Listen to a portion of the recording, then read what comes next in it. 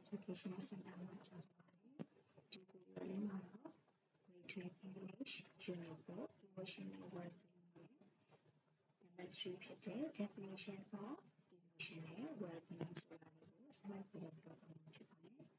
တော့စိတ်ချမ်းသာခြင်းကိုရရှိစေတဲ့ဒီစိတ် emotion စိတ်ခံစားမှုတွေဆိုတာဘာတွေလဲဆိုတာလေးတွေကိုရှင်းပြပြောခဲ့ပြီးခု number 3မှာတော့ definition of emotional well-being စိတ်ချမ်းသာခြင်းရဲ့အဓိပ္ပာယ်ဖွင့်ဆိုချက်လေးအကြောင်းကိုပြောပြမှာဖြစ်တယ်။ According to psychologists စိတ်ပညာရှင်တွေရဲ့အဆိုအရဆိုရင် emotional well-being is defined as စိတ်ချမ်းသာခြင်းကို the ability to recognize our emotions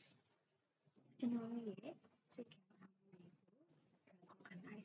recognize သိရှိနားလည်recognize ဖြစ်တဲ့သိရှိနားလည်နိုင်တဲ့ manage them ဒီ them ဆိုတာလေးတွေ our emotion ကျွန်တော်ရဲ့စိတ်ခံစားမှုတွေကိုပြောလိုက်တာအဲဒီစိတ်ခံစားမှုတွေကို manage လုပ်နိုင်တဲ့ထိန်းသိမ်းစီမံနိုင်တဲ့တခါ produce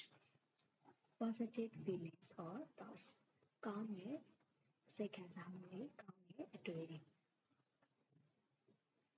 ဒါတွေဖြစ်ပေါ်လာဖို့အတွက်လုပ်နိုင်တဲ့ ability စွမ်းရည်ကိုဘာလို့သတ်မှတ်တယ်လဲဆိုရင် emotional well-being စိတ်ချမ်းသာခြင်းလို့သတ်မှတ်တယ်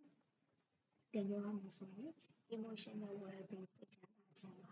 ဘယ်လိုမျိုးအတိုင်းအတာပါဝင်နေတယ်လဲဆိုရင် recognize our emotions ကျွန်တော်တို့ရဲ့စိတ်ခံစားမှုတွေကိုသိရှိနားလည်နိုင်ဖို့ manage them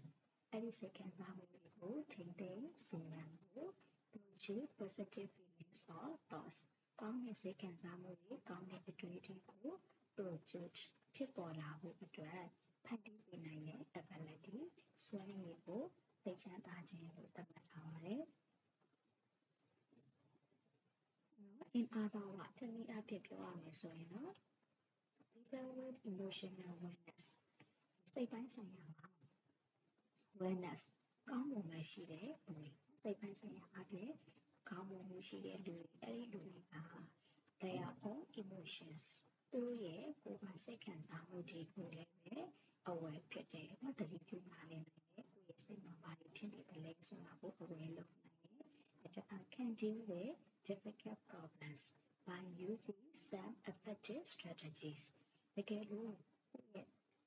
စိတ်ခံစားမှုတွေမှာပြဿနာတွေကြုံတွေ့နေရပြီဆိုရင်လည်းအဲ့ဒီပြဿနာတွေကို effective strategies နော်ထိရောက်တဲ့ strategies နည်းဗျူဟာတွေကိုအသုံးပြုပြီးတော့ difficult problems ခက်ခဲတဲ့ပြဿနာတွေကို deal with ကိုင်တွယ်ဖြေရှင်းနိုင်ကြတယ်ရင်ဆိုင်ဖြေရှင်းနိုင်ကြတယ်အဲ့တော့ဒါဒီဘယ်လိုလူတွေမှာဖြစ်မှာလဲ emotional wellness ရှိတဲ့လူတွေမှာဖြစ်မယ်အဲ့တော့စိတ်ပိုင်းဆိုင်ရာကောင်းမွန်မှုရှိတဲ့လူတွေစိတ်ပိုင်းဆိုင်ရာအားကောင်းမှုရှိတဲ့လူတွေကတော့ကိုယ့်ရဲ့ကိုယ်ပိုင်ခံစားချက်တွေကိုသတိပြုနေတယ်ဘာဖြစ်နေတယ်လဲကိုယ့်ရဲ့ feeling တွေကကောင်းတာလားမကောင်းဘူးလား positive လား negative လား aware လုပ်နိုင်တယ်တကယ်လို့မကောင်းတဲ့ negative emotions တွေကိုကြုံတွေ့နေရပြီဆိုရင်အဲ့ဒီစိတ်ခံစားမှုတွေကြောင့်ဖြစ်လာနိုင်တဲ့ difficult problems တွေကို effective strategies တွေကိုသုံးပြီးတော့ကြတော့ can deal with ရင်ဆိုင်ဖြေရှင်းနိုင်ကြတယ်နံပါတ် 4 ကတော့ ways to achieve a better quality of life hobby အဲ့တော့